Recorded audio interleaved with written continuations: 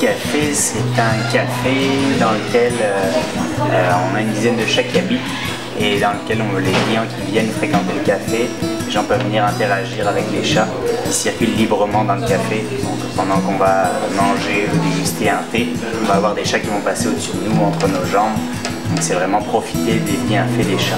C'est un concept qui vient de Taïwan, qui a démarré dans les années 90, qui est devenu très populaire en Asie, principalement au Japon et en Corée du Sud. À Tokyo, là où j'ai vécu, où j'ai découvert le concept, il y a plus de 84 cafés. En fait, les gens là-bas ont très peu d'animaux de compagnie. Du coup, ils fréquentent ce genre d'établissement pour assouvir leurs besoins de ronron-thérapie. Parce que tous nos chats, on les a choisis pour leur caractère social. C'est des chats qui ont envie de voir du monde. C'est des chats qui s'entendent bien avec les autres chats. Donc il y a tout pour que l'expérience soit bonne.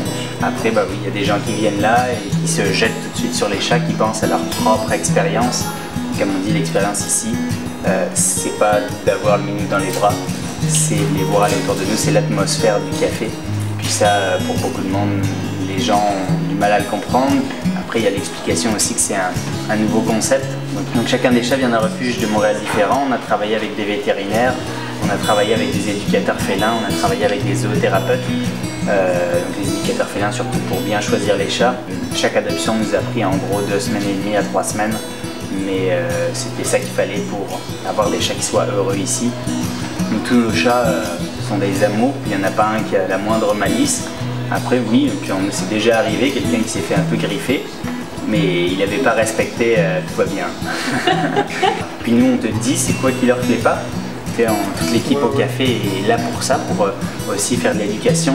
Moi au départ quand j'ai démarré le projet, donc, je disais c'était pour tout l'aspect d'offrir un substitut aux gens qui ne peuvent pas avoir d'animaux, de responsabiliser les gens.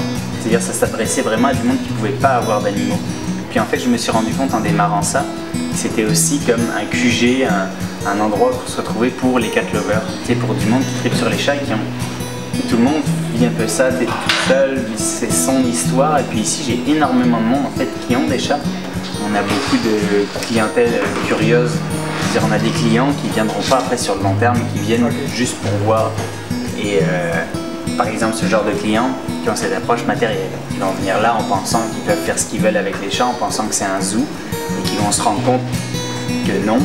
Et puis moi je suis assez là, je suis là non-stop tout le temps pour assurer ce suivi-là. J'ai aussi un éducateur félin que je fais venir tous les dimanches pour gérer les familles, pour gérer les enfants, pour leur montrer, pour faire de l'éducatif, pour leur montrer comment interagir avec le chat, comment jouer avec le chat. Mais on a ce genre de clientèle-là qui vient et qui ne reviendront pas. Mais après sinon c'est énormément la femme de 25 à 50 ans. C'est principalement ça, mais il y a aussi beaucoup d'hommes qui aiment les chats. Puis j'avais vu un reportage qui disait que les hommes qui aimaient les chats c'était les meilleurs hommes du monde.